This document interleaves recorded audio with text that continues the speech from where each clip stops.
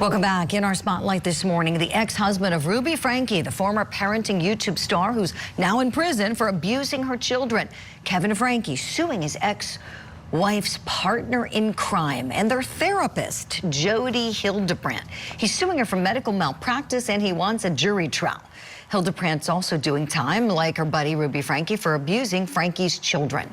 In 2023, the Franke's 12-year-old son, you'll remember this, escaped Hildebrandt's home, ran to a neighbor's house. Thank goodness he did, to get some help. Has he told you where his mom or dad are?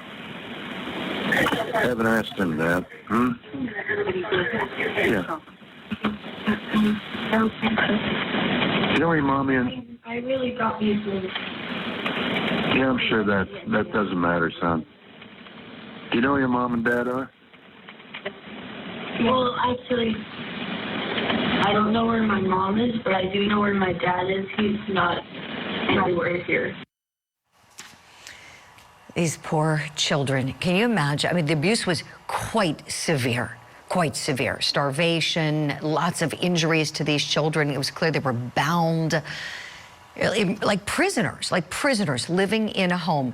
Now, both of these women, these two best friends and former business partners, pleaded guilty to child abuse charges, both of them serving up to 30 years in prison for their crimes.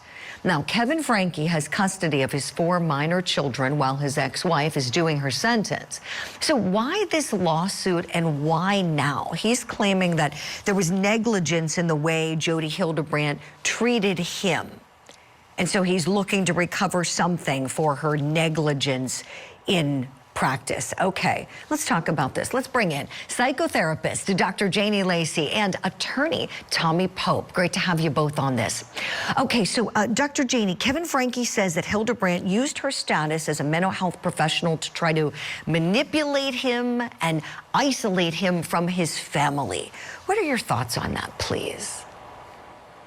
My thoughts, Julie, in reviewing the case was he has a case. You know, first I noticed that she was representing herself as a psychologist, but in her state she was actually licensed as a clinical mental health counselor. So to me, this was probably her using exaggerated credentials to gain trust.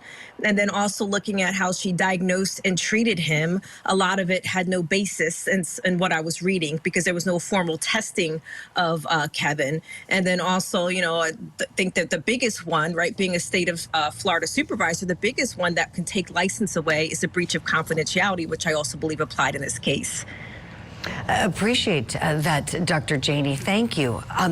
So you believe there sounds like there's grounds here. I'm wondering, Tommy, about the money side. Is there even anything to get from this lady who's now locked up? You do civil practice work, so would love to tap into your thoughts on that. Do you think there is any recovery here? Julie, that's always the issue, and I'd read, you know, that this is often the case. They file these suits in Utah, but I'm not sure that there will be assets. You know, got a lot of times people, if it's a slow roll that they're going to prison, they divest themselves of the assets. If they've already admitted to committing crimes, hiding assets is not that big on the list of crimes comparatively. And so I don't know if it's more maybe for his healing or getting out, I always used to say if a client said it's the principle of the matter, then invariably you're not going to be successful financially. It's going to take you down this hole. And it's hard sometimes for folks to let go of it. So it may be that his attorney sees an avenue, or it may be that the client wants to push it to kind of vindicate himself in that regard. Mm-hmm. Tommy, thank you for that.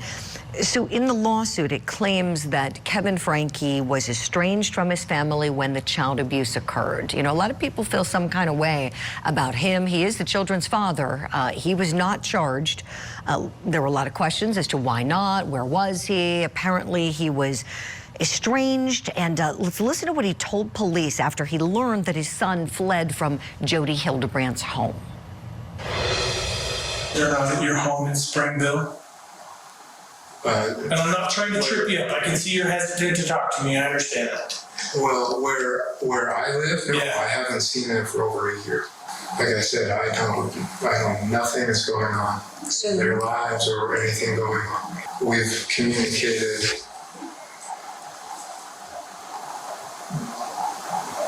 maybe 4 times in 2023 since January. So are you aware of how she disciplines the kids or how she handles No, the kids with behavioral issues or anything like that? no. Hadn't seen the kids in over a year. Over a year. I remember when this case was brewing and as we were going through the process eventually to that plea, and I'm thinking, this guy, I think he's very fortunate that he was not charged, but that's another conversation for another day here. They're his kids, didn't see him for over a year. They're in the Hildebrandt house.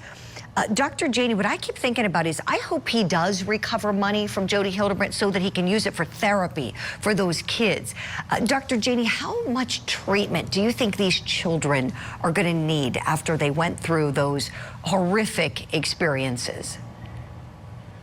Well, the kids are going to need a lot of expert and someone that is really trained in not only religious cults, but childhood abuse, right? That's really trained in trauma treatment and really having a good support system. So we look at it in twofold, having a good support system in their family system, and then having a good therapeutic team parallel with the family that's also working in conjunction with them. And over time, these children can find healing and find reparative work where they can go on and live normal lives and very successful lives. But this foundational, especially these first couple of years, is going to be important. And that therapeutic team, along with having a sound, healthy support system in their family, is going to be key, Julie, for these kids. Oh, Dr. Janie, that's really helpful. Interesting how you shared how it's going to be really nuanced. Someone with a good understanding of cults and then extreme religious beliefs and the trauma that these kids have been through to be able to help them understand and navigate what went on is ooh, it's going to be quite a task. Our hearts go out to them. The judge was very clear when the judge chastised Jodi Hildebrandt in court, especially because she was a mental health professional, especially because of her training, her experience, and her hand in all of this abuse. Let's watch. Your conduct in this case was disastrous for these children. Adults are supposed to protect children. Adults with specialized training in particular are supposed to protect children. You didn't do that in this case. In this case, you terrorized children, and the results have been tragic. Yeah, the judge is absolutely right. Tommy Pope, last word to you here, please, in terms of any thoughts on justice here. Was it done, in your view, with Jodi Hildebrandt, Ruby, Franke, in your thoughts on where, if anywhere, you think this suit's going to go now with Kevin and Jodi? Well, I think, the most egregious thing I see is how the Hildebrandt was using it, his confidences, his treatment to basically drive a wedge in that family, to give her the opportunity to spend time with the wife, to spend time doing the things she wanted to do. And so it's almost like when a police officer uses his uniform to commit a crime. I think she basically used her perceived authority to destroy this family, to torture those kids, to ruin this man's life, regardless of what he could have done different. If you look at domestic situations, divorce situations, when the court or somebody tells you to stay away, and you get called to court every time you don't, he was in a difficult position. And we're in the outside looking in, but I think really she was the worst of the worst at using her ability to help people to manipulate it to her own ends. Mm-hmm. Yeah, most definitely. Just evil conduct. They are in prison where they belong. Big thanks to you both for the great conversation. Dr. Janie Lacey, I know we have to let you go. Thank you for lending us your expertise. We'll see you soon.